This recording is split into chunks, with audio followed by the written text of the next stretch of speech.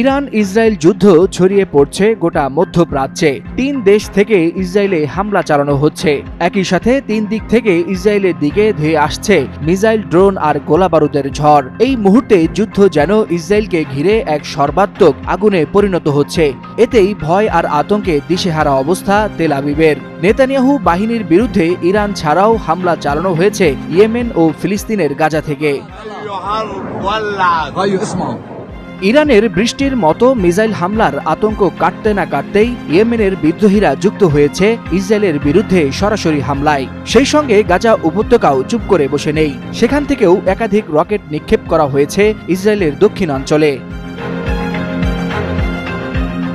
ইসরায়েলের প্রতিরক্ষা বাহিনী জানায়, ইয়েমেন থেকে ছোড়া একটি ব্যালিস্টিক মিসাইল তাদের আকাশ সীমায় ঢুকতেই জেরুজালেম ও পশ্চিম তীর জুড়ে বেজে ওঠে বিপদ সংকেত। মুহূর্তেই আতঙ্ক ছড়িয়ে পড়ে দেশ জুড়ে। তবে মিসাইলটি তাদের আকাশ সীমায় ঢুকতেই সেটি ভূপাতিত করার চেষ্টা করা হয়েছে। অন্যদিকে গাজা উপত্যকা থেকেও একযোগে বেশ কয়েকটি রকেট ছোড়া হয় ইসরায়েলের আশকেলন, সেদ্রত ও বেহেরশেবা অঞ্চলে। কয়েকটি রকেট ইসরায়েলের আয়রন ডোম প্রতিরক্ষা ব্যবস্থা ঠেকিয়ে দেয়। তবে দুটি রকেট আবাসিক এলাকায় আঘাত হানায় ৫ জন ইসরায়েলি আহত হয়েছে বলে জানা গেছে।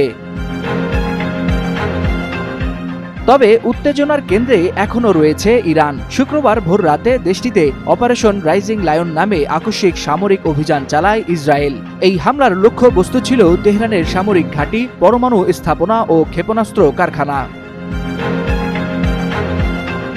সামরিক বিশ্লেষকরা বলছেন, ইসরায়েলের ৩ দিক থেকে একযোগে হামলা মধ্যপ্রাচ্যের সংঘাতকে এক ভয়ঙ্কর রূপ দিতে চলেছে। বিশেষত ইয়েমেন ও গাজার সক্রিয় অংশগ্রহণে যুদ্ধের জাল ছড়িয়ে পড়তে পারে আরব বিশ্বের অধিকাংশ অঞ্চলে। ওয়ালিউল হাসানাত, যুগান্তর নিউজ।